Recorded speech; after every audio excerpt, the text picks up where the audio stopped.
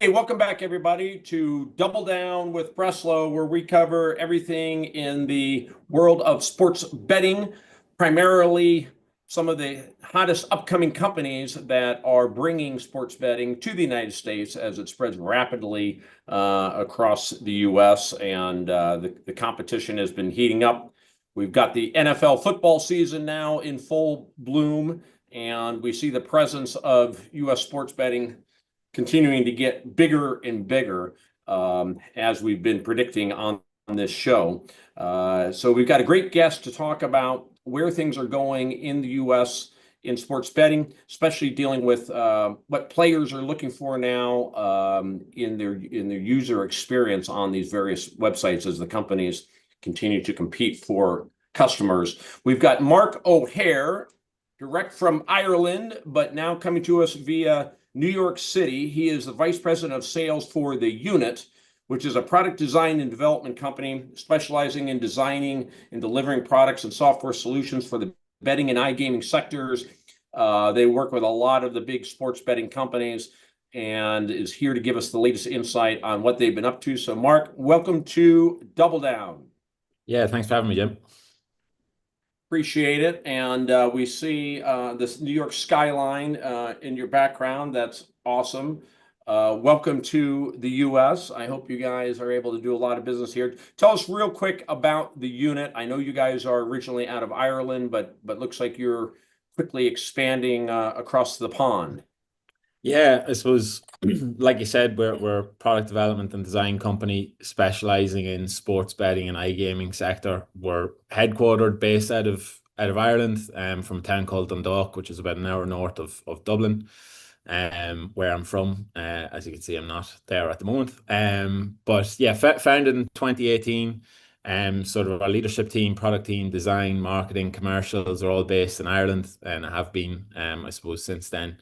Um, over the years, we've opened up a development hub in Chisinau, Moldova. So that's where all of our engineers and developers are based. And then at the beginning of this year, yeah, like I said, I made the move over to New York, where I am at the moment, to sort of, I suppose, open up our first office here. I'm in currently using the Bank of Ireland have a hub here that's available for Irish businesses that I'm based in at the moment, as we look to try and sort of build out our business here. But yeah, I suppose as you mentioned, we're pretty agnostic in terms of who we serve. I know we'll maybe be focusing, I suppose, on the sportsbook side of things here, but we've worked with sportsbook brands, casinos, affiliates, data providers, and everything in between, really, in the betting gaming industry. And yeah, we provide front end, back end development, mobile app development, and then, like you said, a full suite of sort of UX UI design services as well.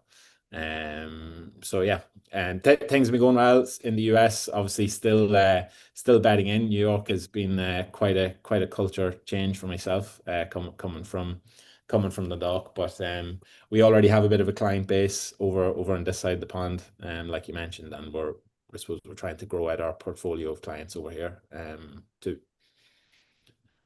Nice. Well, the U.S. is obviously getting built out pretty quickly.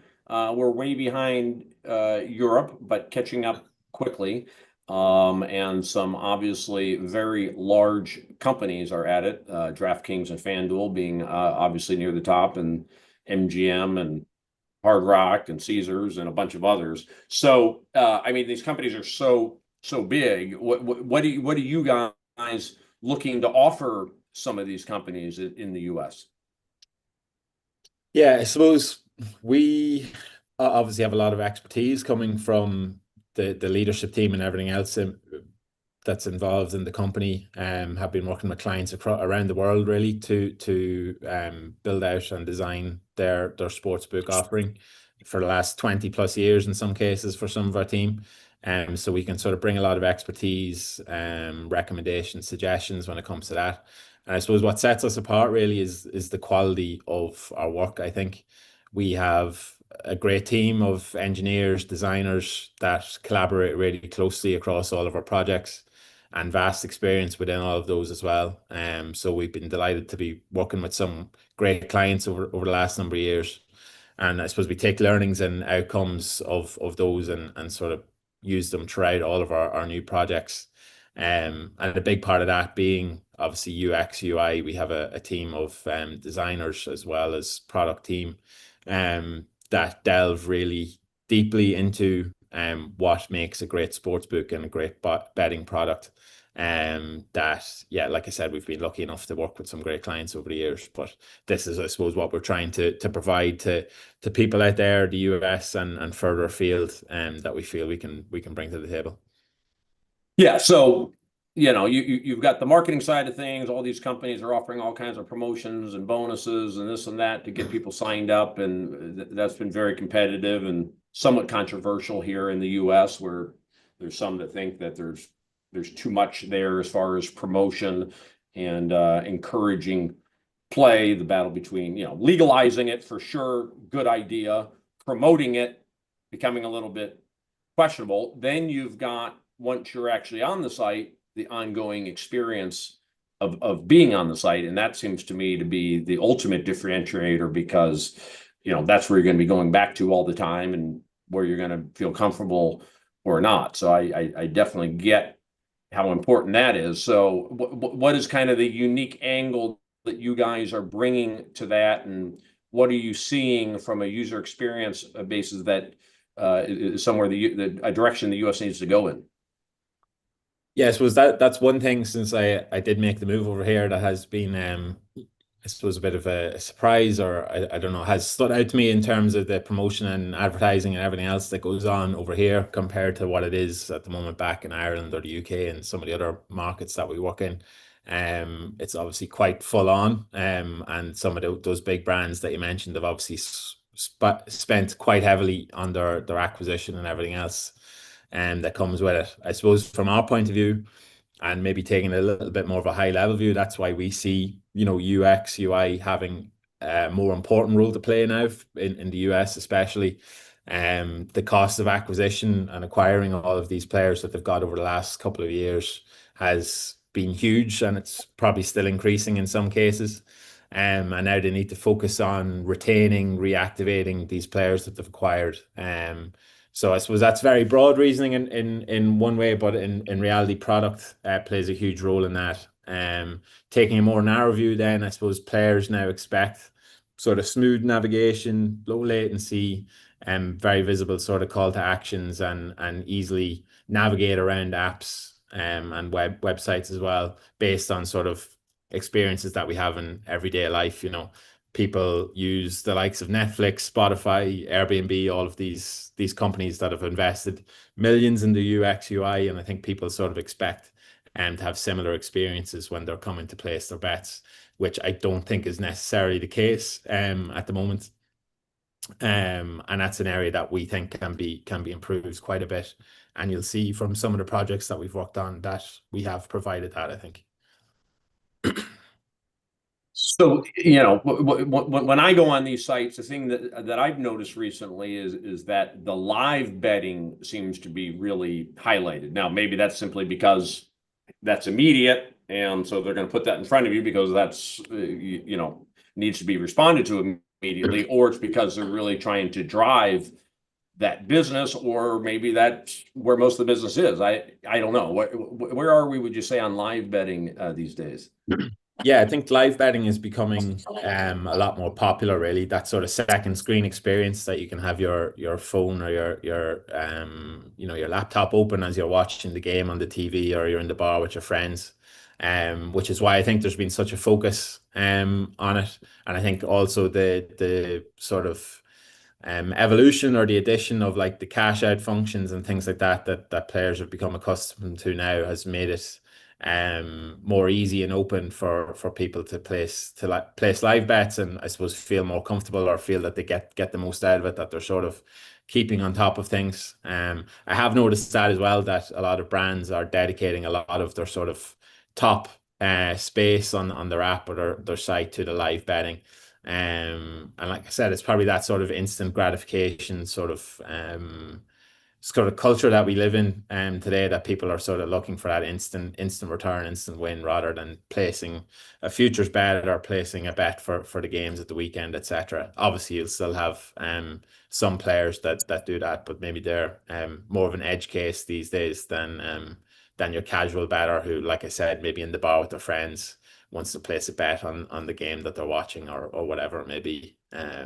So I do see that, like I said, there has been already some evolution, but I do see it sort of progressing even further, to maybe give more markets more options and just make it a smoother experience as well to place the bets.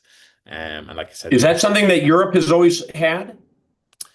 I wouldn't say it's something that we've always had, but it's I think more popular in some of the European markets, or has been. I think it's catching up here in the US with more markets becoming available.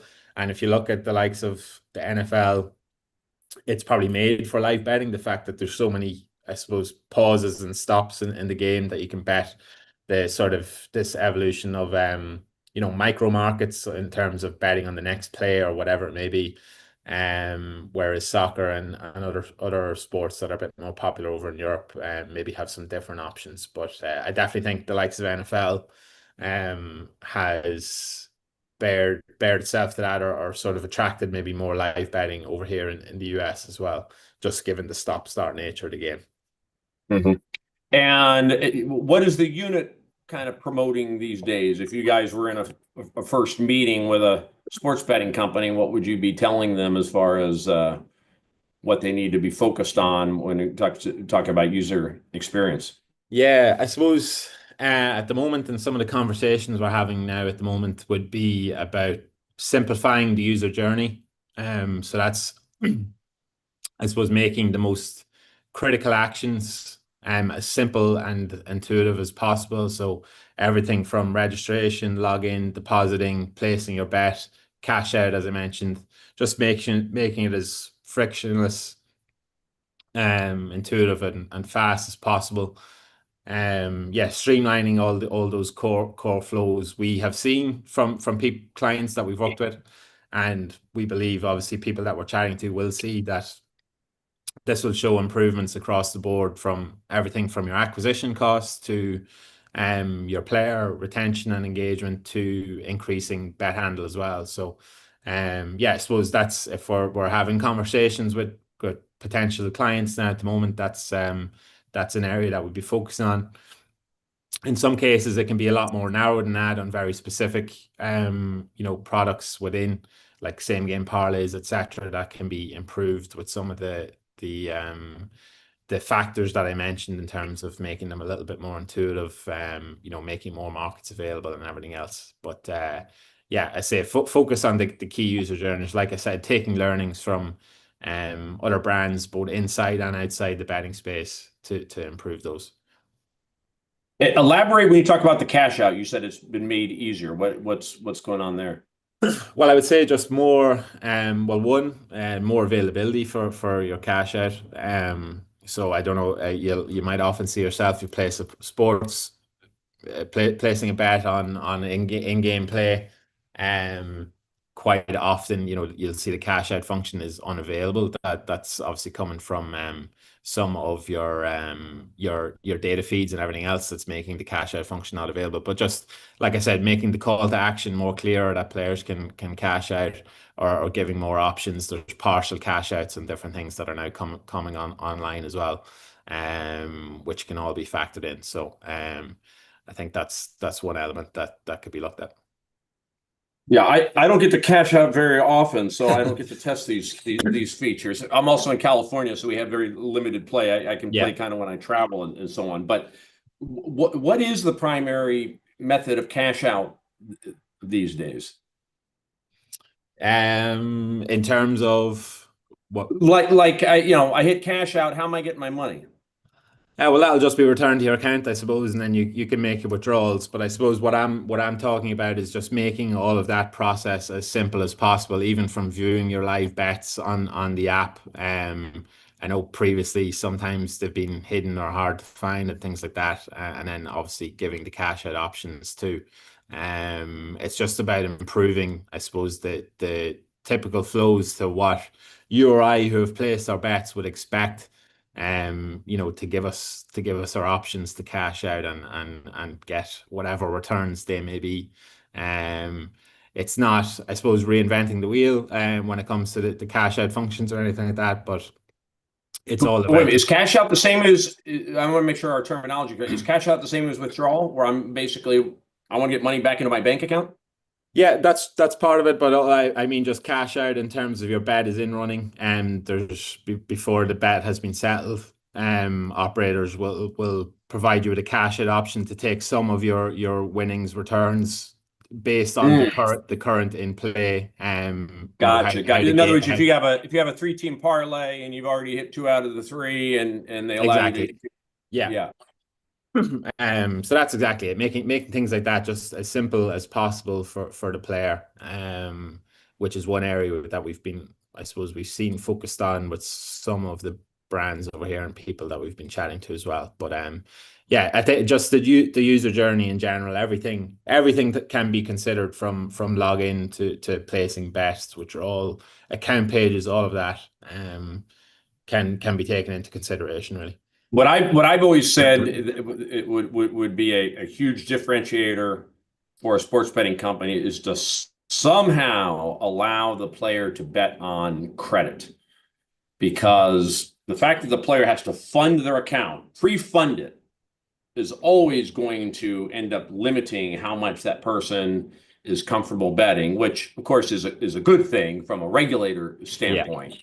But from a business standpoint, if there was some way to allow a player to bet on credit, that would be huge for the industry. Have you seen anything in that direction in Europe or anywhere else?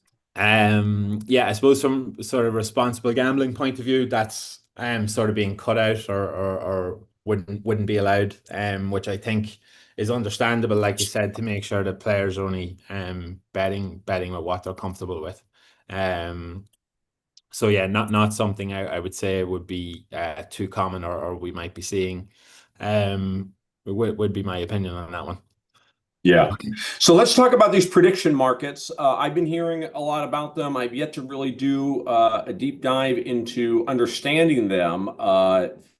Prize Picks, I think, is one company I read about recently that said that it's going to be a big focus of theirs. So just hit the high points on prediction markets. What exactly is it, and what are we seeing there? Yeah, I suppose they've been generating a lot of buzz lately. I suppose they're really fire starter for want of a better phrase was the US election. I think last year where there was a lot of trading on the prediction markets, um, which was being I suppose sourced and referenced in a lot of news articles about predicting the winner of the election and things like that, which Calci sort of grew a lot on off the back of that. So yeah, I think prediction markets like Kalshi, Robinhood, they seem to have captured like the Gen Z market, like I mentioned earlier, that sort of instant gratification that we've sort of come to expect from whatever it is you may be doing, from watching TikToks, YouTube, social media, all of that.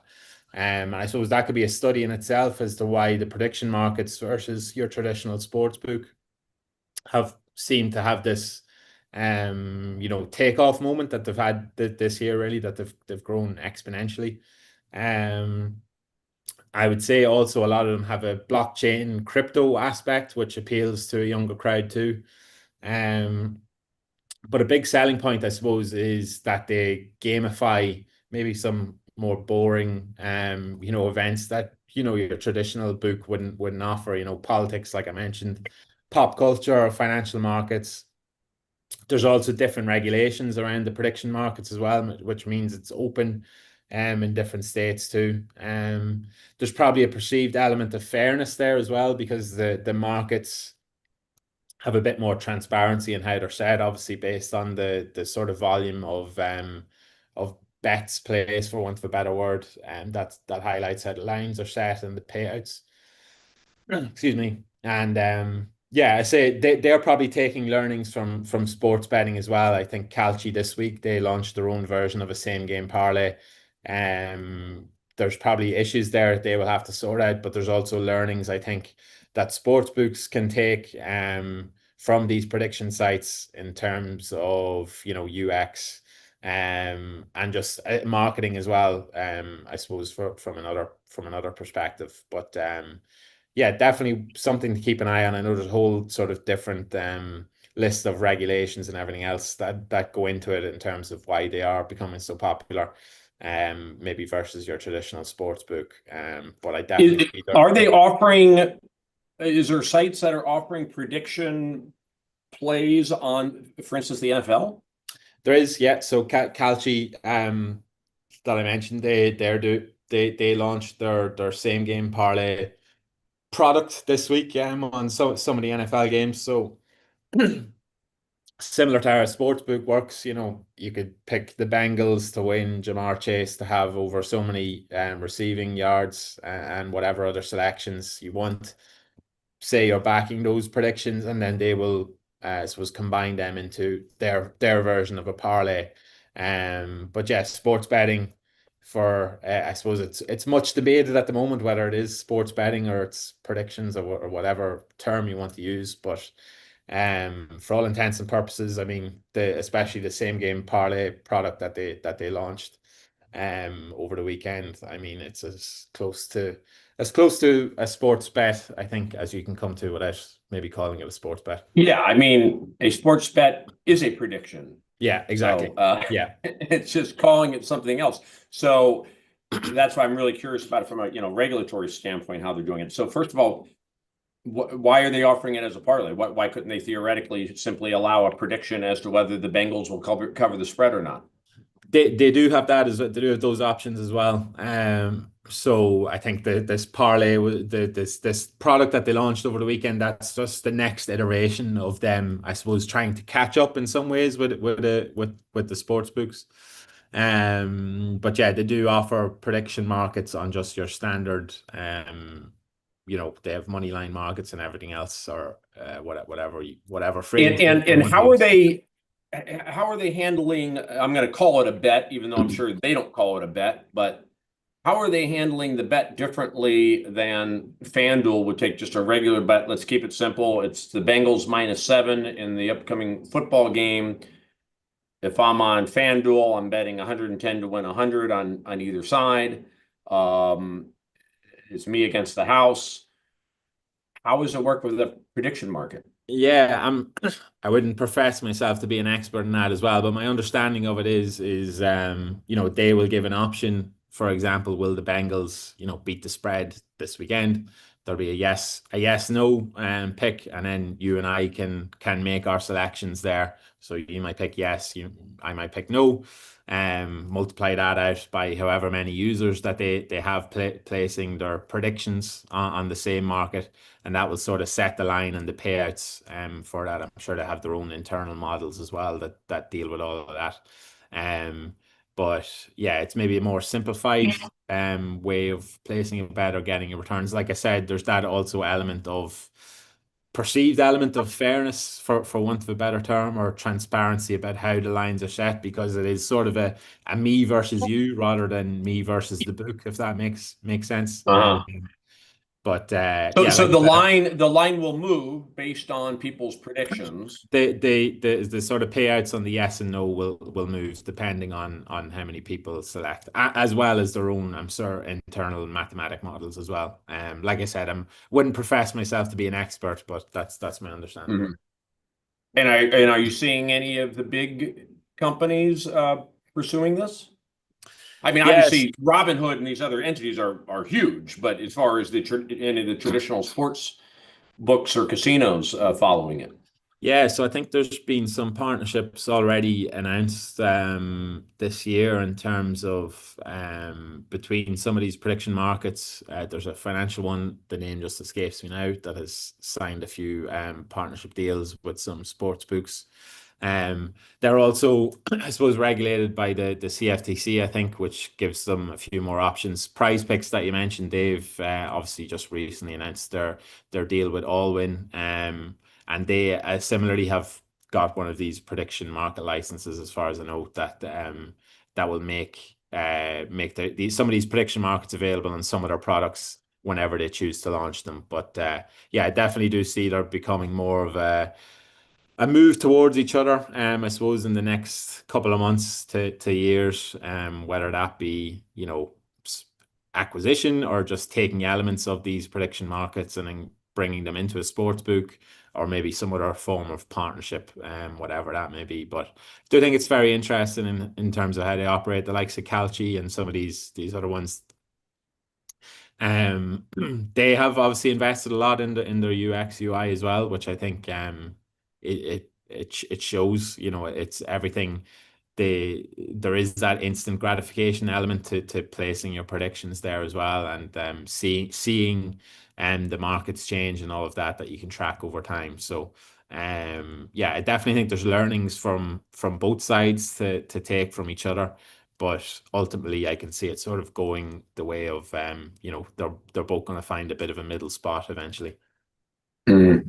Last question, going back to the promotion element. You said coming here, you've noticed that it's full on here as far as promotion, and I think there's been some recent in the last few years limitations on promotion in Europe, correct? So just walk us through that real quick. What's happened in Europe as far as limiting promotion? Because it'd be interesting to see if that's something that ends up coming over here. Yeah, I suppose I sort of come from a bit of a marketing background. That's what I studied in college and stuff. So I've always taken an interest in branding, marketing, advertising, and everything else that goes with it. You're right in saying the UK probably the biggest market to compare the US to. There has been a bit of a crackdown, I suppose, recently of what terms operators can use in their advertising, when they can advertise, who they can use in their advertisements in terms of, similar to over here, there's a lot of like brand partnerships with sports teams. You can only use certain players who look over a certain age and things like these. There's also sports sponsorship. Jersey sponsorship has been huge in the UK. In the Premier League over the last, I don't know how many years at this stage, that is being completely taken away as an option for betting brands in the next couple of years. So there'll be no more betting sponsorships on Premier League club jerseys, front of jerseys in the next couple of years, and similar on TV and things like that. It's very heavily regulated in terms of what can be said and what can't be said.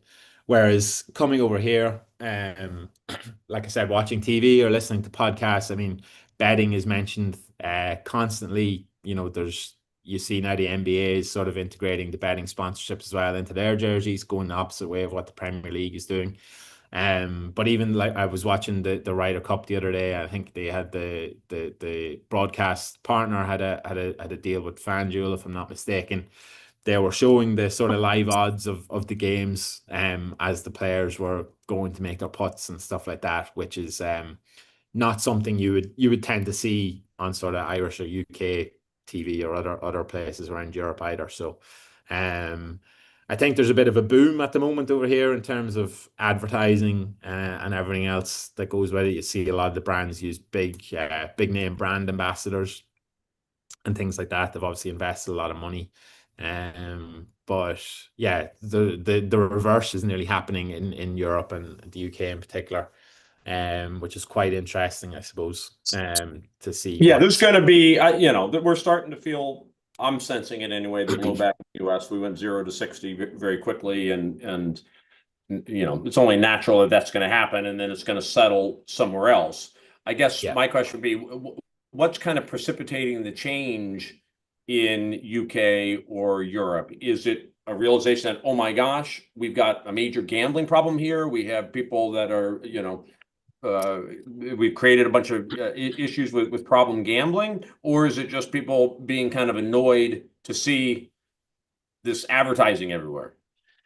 Yeah, I think partly it is that there's just a saturation of the advertising in some cases. Like I mentioned, Premier League soccer. If you watch it on a Saturday, you'll have the front of jersey sponsorship, but there'll also probably be, if you're watching it on Sky Sports back in the UK, there would have traditionally been every advert during halftime was probably for a betting company, and as well as the advertising hoardings around the side of the pitch and everything else that goes with it. So that was probably one element of it. And then I suppose regulators have just brought in they've tried to maybe get a tighter rein on some of the advertising that's out there. Maybe a little bit too much in some cases, I would say, but yeah, I think it's a combination of a lot of things, but yeah, the regulators are probably just trying to crack down a little bit on the proliferation of advertising, like I mentioned, which may come over here eventually, but like I said, it's seems like a bit of a free for all at the minute, or anything goes in the US. Yeah, here it's mostly state by state. So, theoretically, any state could put in restrictions, and that would make things tricky because if you've got a national broadcast and you can't do something in one particular state, and that could cause them to have to change it for the entire broadcast. Yeah, yeah. All right, Mark. Well, I appreciate your time. Welcome to the U.S. I hope you have a great experience. We do welcome foreigners still, believe it or not. So Yeah. we're happy to have you here, and I hope you guys do well in the U.S. Why don't you let people know how they can find you and your company? Yeah, thanks very much again, Jim, for inviting me on. It was great to chat. Yeah, things are going well over in New York. We're obviously looking to expand over here as well. So you can find us online. theunit.dev is our website. The Unit on LinkedIn. You'll see our marketing team is fond of a funny skit video that people seem to like. So if people want to head over there and take a look at some of the stuff that they've done before, they might like that. And then obviously I'm available to reach LinkedIn. And my contact details might be included here somewhere. But yeah, always open to chatting to anyone who wants to chat about product or anything else in the industry. We'll be at G2E obviously next week in Vegas as well. So there's we're not hiding, I'll say that. We're out there and want to chat to as many people as possible. All right. Have fun in Vegas. I'm jealous. Thanks very much. All right. Thank you, Mark O'Hare, VP of Sales for the Unit. Thank you for joining Double Down. Thank you all for watching and listening. We'll be back soon with another episode. Take care, everyone.